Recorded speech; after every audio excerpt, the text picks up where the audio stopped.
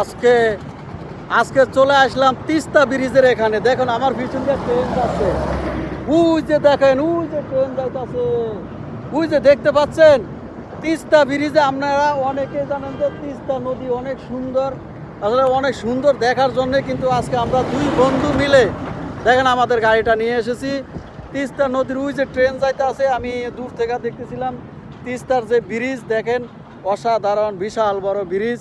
আজকে আপনাদেরকে আমি আর একটু নদীটা দেখাই, বিশাল বড় নদী। এত বড় নদী আসলে সহজে দেখা হয় না, যে তিস্তার এই হাওরের ভিতরে এত পানির স্রোত কিভাবে আসে দেখেন। প্রচুর পরিমাণ স্রোত, প্রচুর পরিমাণ পানির অনেক স্পিড। এখন দেখেন এই পিছনের তিস্তাতে অনেক চিংড়ি মাছ পাওয়া যায়। আমরা দেখি আইসি যাতে দুই বন্ধু ঢাকার থেকে, দেখেন ওই যে আমার বন্ধুরা ওখানে ওই যে আমার গাড়ির পাশে ভিডিও করতেছে। তো আজকে এই তিস্তাতে আমরা আজকে চিংড়ি মাছ ধরেই কিন্তু আজকে ঢাকার উদ্দেশ্যে আবার রওনা দেব। আজকে দেখেন আমরা 300-350 কিলো কিন্তু ফাড়ি দিয়ে এই তিস্তা নদীর কাছে চলে এসেছি। তো এই অনেক কষ্ট করেছি ভাই, গাড়িটা ড্রাইভ করতে করতে ডেনা ব্যথা করতেছে, কিন্তু তিস্তা নদী দেখার অনেক মানে শখ ছিল, তাই চলে আসলাম। দেখেন ওখানে ব্রিজের ওই পারেও কিন্তু ট্রেন রোড আছে। ওই যে দেখেন আমার গাড়ির ওই পাশে ওই যে রেল চলাচলের যে ব্রিজটা, ওই ব্রিজটা ওখানে করেছে। এখানে ব্রিজটা অনেক সুন্দর, এবং তিস্তার যে আরেকটা নাম করা ব্রিজ আছে আমরা সেই ব্রিজটার কাছেও যাব। আর নদীটা আপনাদেরকে দেখাচ্ছি, অসাধারণ অসাধারণ।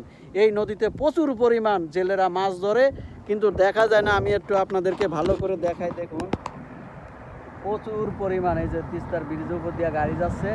দেখেন নিচে পানির কি স্রোত, পানির কি স্রোত, ওই যে ছোট্ট ছোট্ট স্পিড বোট।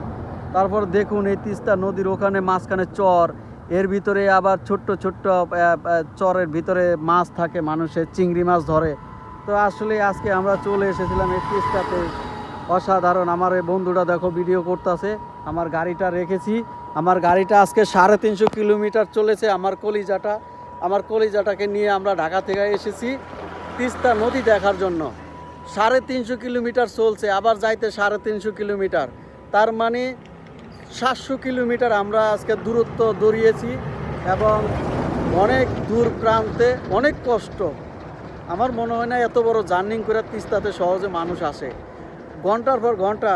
হে কালকে রাত্রে 11টায় রওনা দিয়েছি, এখন এসেছি, তাহলে এলা আপনারা বোঝেন।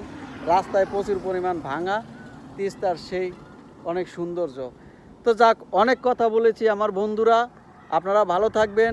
সময় পাইলে তিস্তাতে আসবেন ঘোরার জন্য। এই তিস্তা নদীর অনেক স্মৃতি, অনেক অনেক ইতিহাস, অনেক কিছুই অনেকে জানেন। আপনারা আসেন তিস্তাতে। তিস্তার উপরে ট্রেন যে রোডটা, ওইটা অসাধারণ অসাধারণ।